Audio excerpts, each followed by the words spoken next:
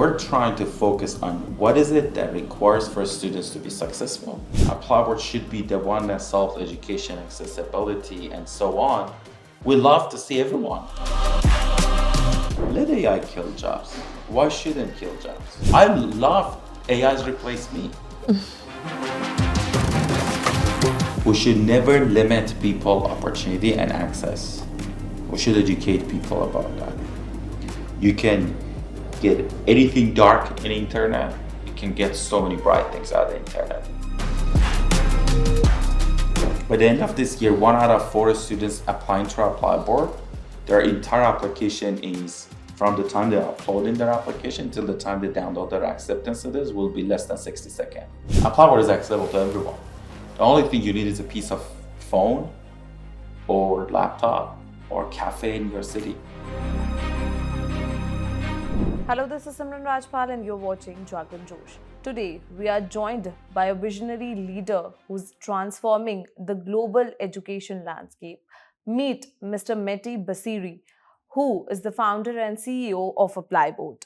ApplyBoard, founded in 2015, has rapidly become one of the world's leading platforms helping students to pursue international education using the technology and AI to simplify the application process. First of all, Meti, thank you for joining us today.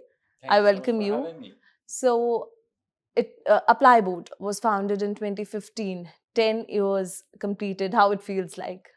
I think it's a mix of emotion because 10 years ago when I started ApplyBoard with my brothers, we really were trying to solve the problem that many students like ourselves faced going to any other countries. I think I had a lot of perception what's good look like.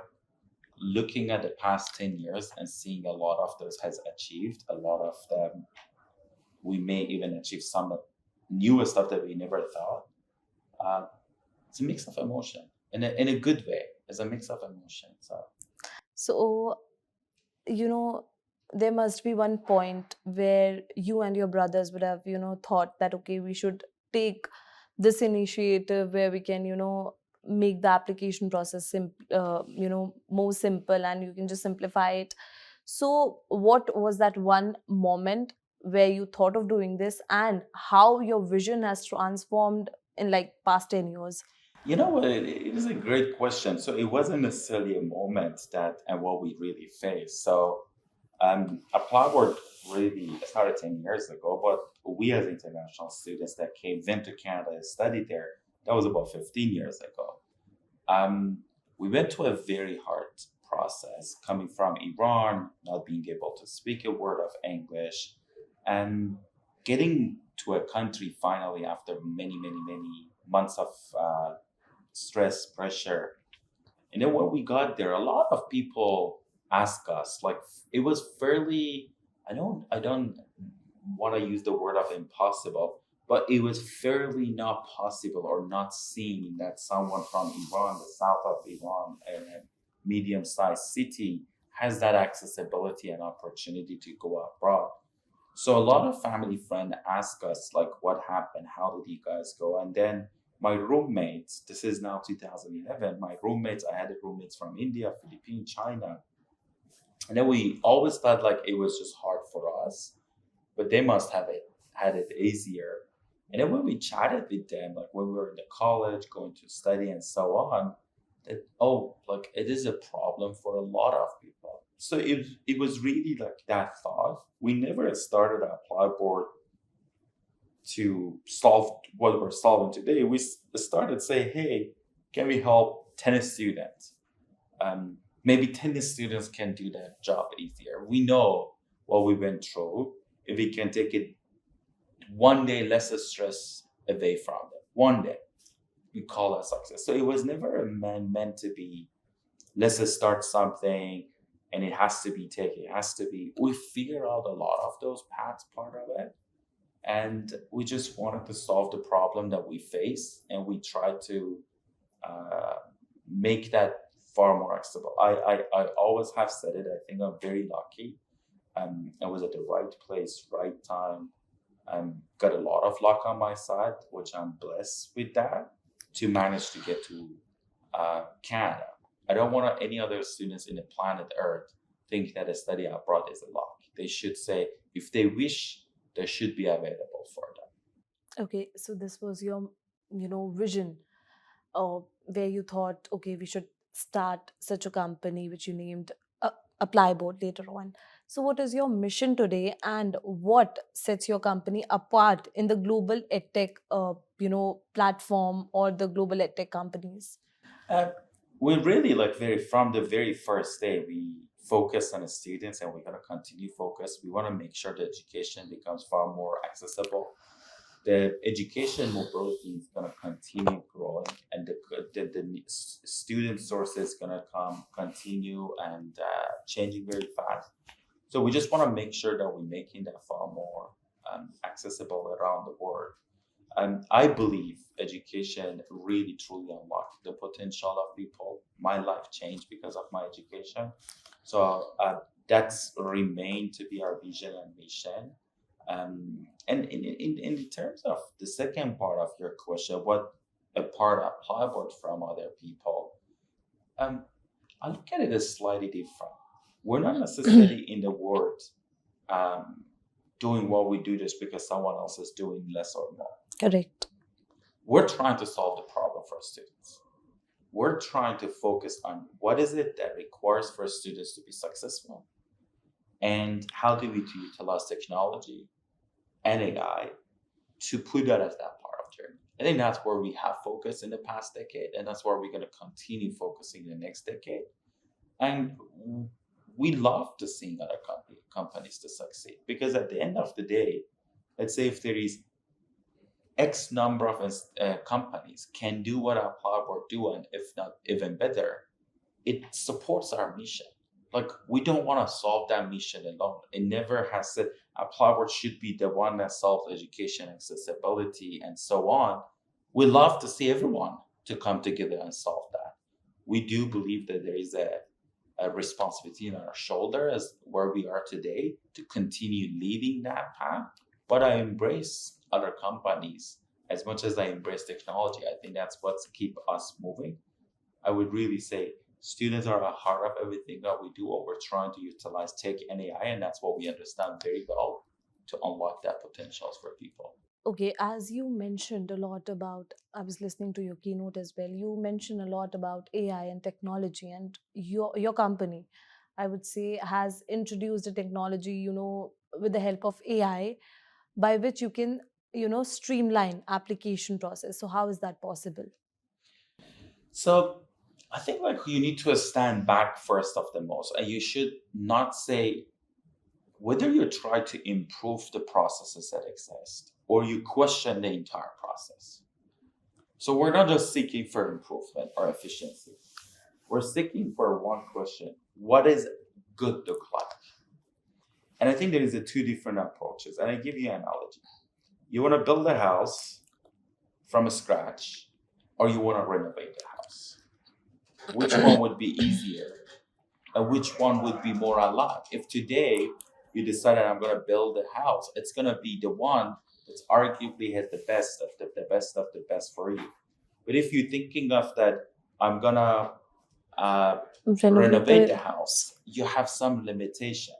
So when we are approaching technology, we don't look at technology as just let's renovate this house or let's improve it. We're thinking of what's good look like.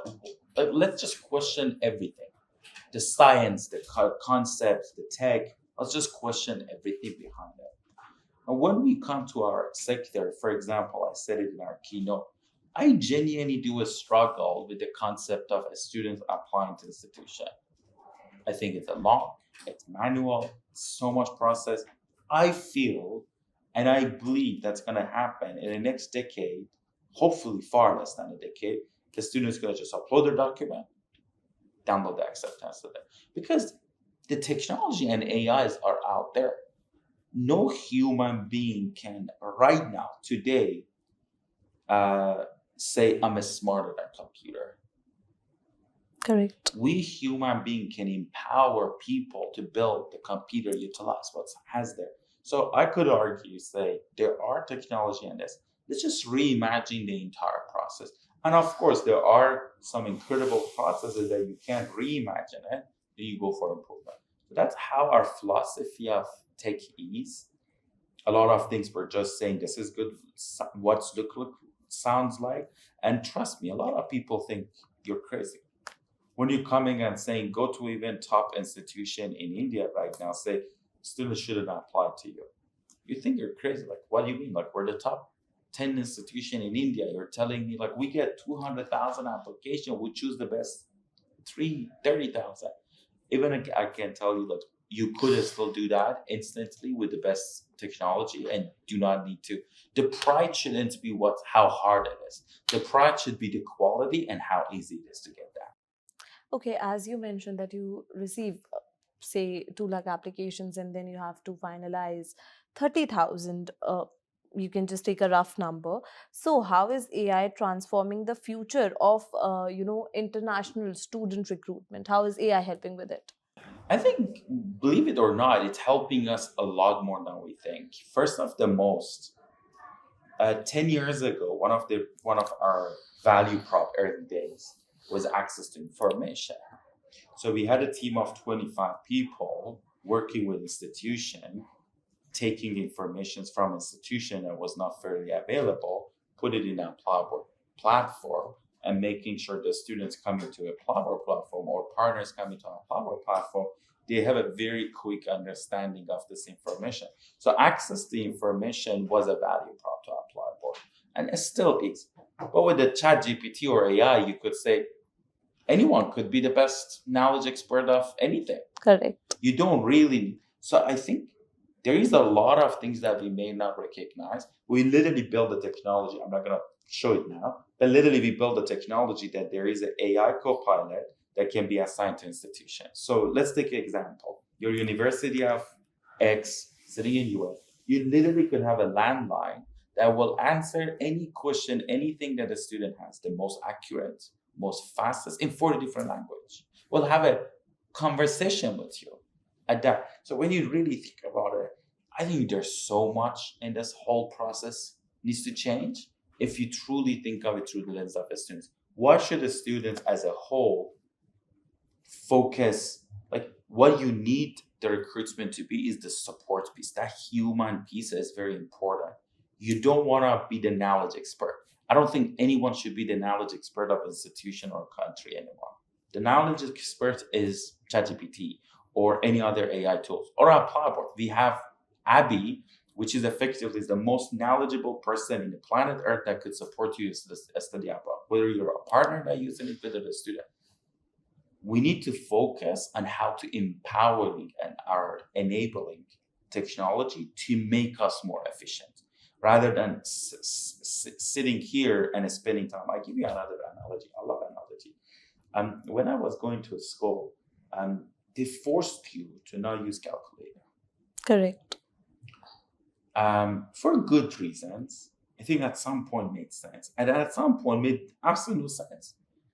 Like, wait a second. So when I go to a job in the real world, I get to use the calculator. But here you're telling me not to use calculator. You're just using part of your brain. It teaches you a lot. I'm not questioning that. But you're using something that is not soft skill. You're teaching someone a hard skill that will disappear. Like right now, what was the last time you used calculator? Maybe, I think. Actual calculator, you don't. Like, you literally can go to Google, put your questions up there. You can message ChatGPT. You can talk to ChatGPT. You can actually on your WhatsApp or Facebook, you can ask all those questions. So that's what I think. Like, we need to sit back and say, if I'm a professional in this job or I'm a student, what does truly matter? Focus on that soft skills and empowering myself. Every single week, I challenge myself. I'm using a new AI tools. I don't know. Sometimes it's about marketing. Sometimes it's about design. Sometimes it's about identity. And not necessarily, I just want to see what's out there. And days goes by, I'm way more excited. I literally sometimes wish that I started ApplyBoard today. I think like I can achieve what we achieved in the past 10 years and the short rather of 3 years. And I started with no knowledge of ApplyBoard. It's very different to say I started with that 10 years experience. No, I wish that I started with zero knowledge. Just so much technology out there. What used to be a very manual process, now anyone, you literally can go create processing through AI tools. And I don't know even what's your background, whether you're a journalist or not. You don't have to have that knowledge.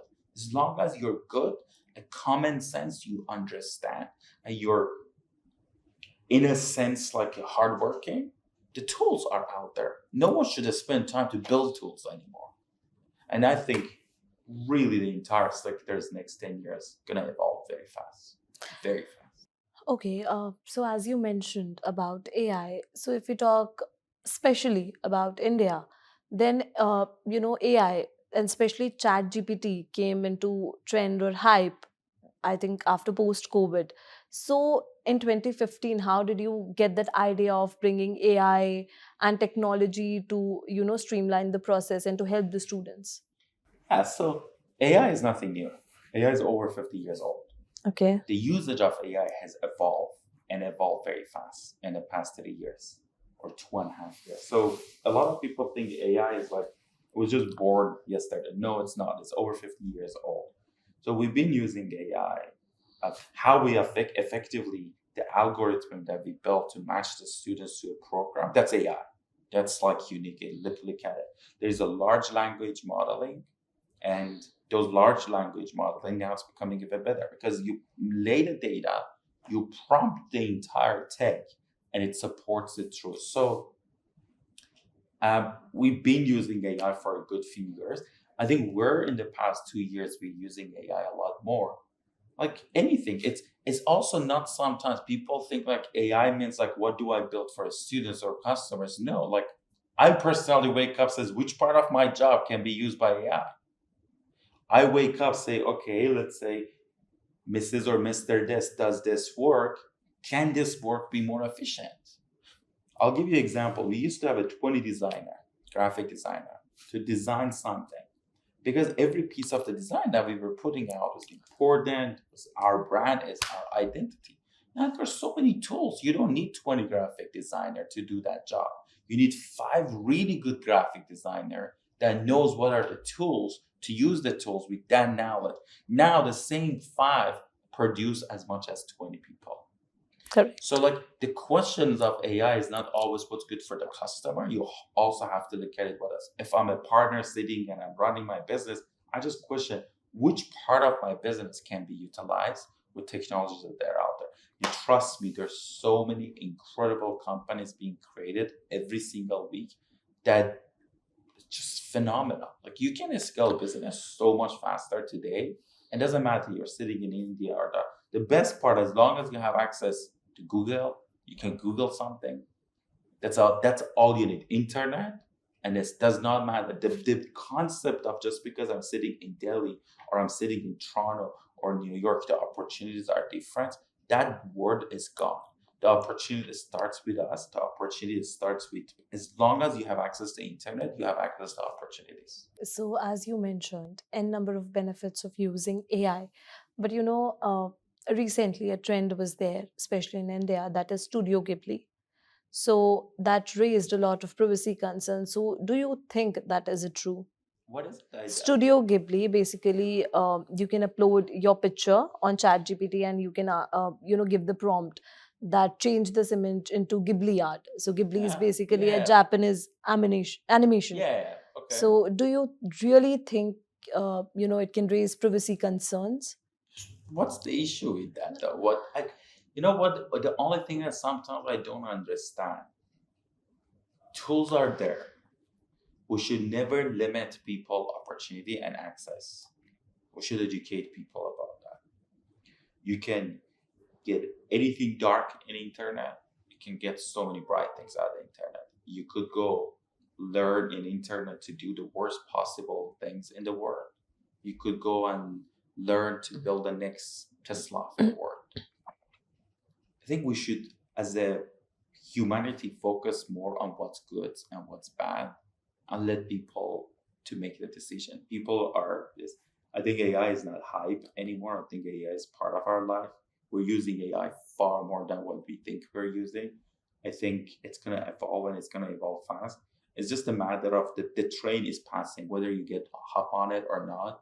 The train is going. You can't question. You can't sit here and question whether I'm going to utilize this technology or not. The train is going. It's up to us. We want to use it or not use it. So. Okay, so with this, here comes my next question for you.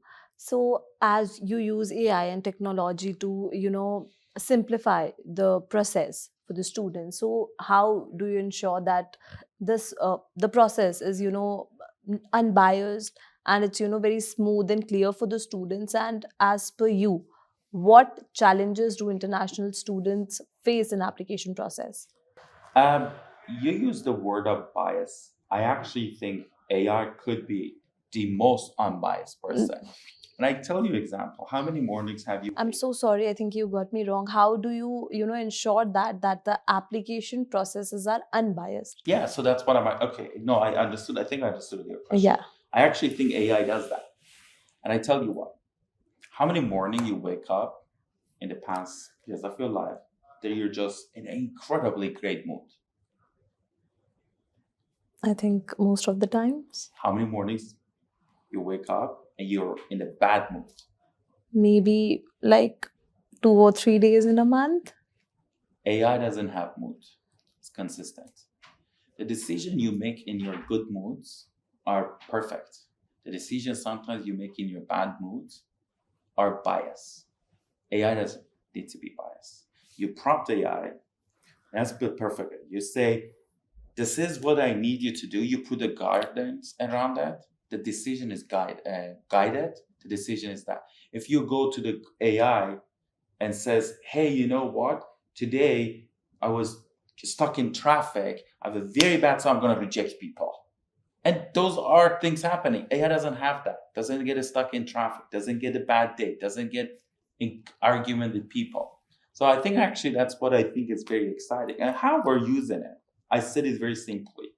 Right now, by the end of next year, by the end of this year, 1 out of 4 students applying to our ApplyBoard, their entire application is from the time they're uploading their application till the time they download their acceptance letters will be less than 60 seconds. So you're gonna literally, by the time you apply to a school and download your acceptance letter, it's as much as you finish your coffee. I think by the end of 2027, I want more than half of our students be in that position. And hopefully by the end of this decade, we can remove the application processing as a whole.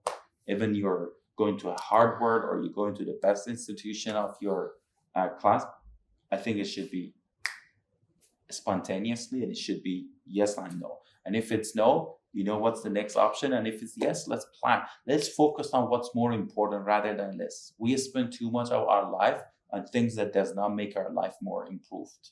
Let's let the technology improve our life. Let's focus on our soft skills. Let's focus on how we can become a better students in the class, how we can be more successful in our life, rather than spending 6 months preparing for something that could be done like this. Okay. So if I'm not wrong, you established in India in 2022. If I'm not 2021, we opened our office. okay. So how does ApplyBoard help Indian students from tier 2 and tier 3 cities to get involved in the emerging markets, or you can say to go to abroad and pursue their studies? One thing that I tend to, you said mention of India, but I'm gonna say, how how many islands are in Philippines? Over 7,000 islands.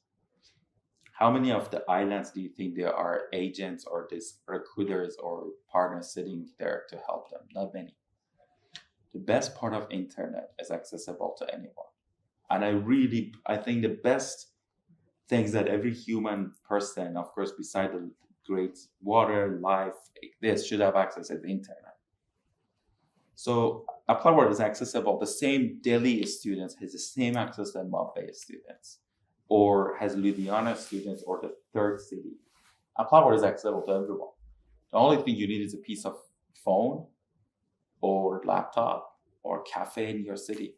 So I actually say, or I'm proud that as long as you want to go abroad, we are there.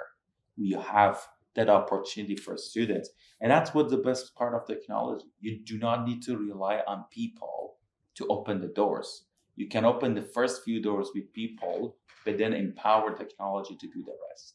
So, for how many countries do you think India is a host? For how many international students? I don't know exact the figure. I'm sure there's many countries that choose India. The students choose India as a destination. India has some really good, reputable institution. I think the last figure that I saw, over 100,000 students are studying in India. Of course, the India has an incredible opportunity to be a host. Having said that, you still have hundreds, thousands, and millions of students within India that gonna go to their education. India has over 250 million people in high schools, like K to 12. 250 million people are studying from grade 1 to grade 12. So there's still the education, the foundation it's just catching up to the growth that India have had. But I do anticipate maybe 10 to 15 years from now, India will be one of the major destinations for students. And as China is today, China is one of the major destinations for many African students and so on. So I think India will certainly play a role in the next few years. So that's great to know. And as you know, we are short of time. So I'll just take two more questions. So, what kind of support does ApplyBoard provide to students after their admission is secured? Best part of again telling that you can scale technology is we have this AI technology, we call it Abby. You literally can ask Abby anything you want. You want to apply for your visa, you can ask it. So we have built a ApplyBoard that the students can get support from the moment they think that they're going abroad till the moment that they're getting their job. The technology is in their hand. And then we have, of course, partner up with banks and so on. So we have partnerships that the students can access those partnerships. But at the end, the goal is we would be able to support the students from point A to point B. Does not matter where the A is, whether you're going from India to US or you're going from US to UK or China go to India, does not matter. We want to help you from A to Z, end to end part of your journey. Okay, so here comes my last question for you. Where do you see your company in coming 5 years? I think let's use 10 years because we're just celebrating our 10 years. I think in the next 10 years, we'll remove the processing of application. We're going to make it far more. And I'm strongly see that more than 10 to 15% of students' mobility of global will go through ApplyBoard minimum. And will help over 1 million students annually to start their classes through ApplyBoard platform. And hopefully we will play a role that many other destinations become a host. And most importantly, and that's where I'm going to leave it, the accessibility of students become as a right, not just a privilege. And I start by saying that I'm hoping by the end of this decade to come, every student that had that opportunity would never say, I got lucky. Okay, so thank you so much, Meti, for being here with us. So this was Meti Basiri, CEO and co-founder ApplyBoard. He threw light on, how the application process takes time and how ApplyBoard simplifies the application process for international students, what was their vision in 2015 and what they are planning to do next. For now, we'll have to wrap up. See you in the next video. Thank you.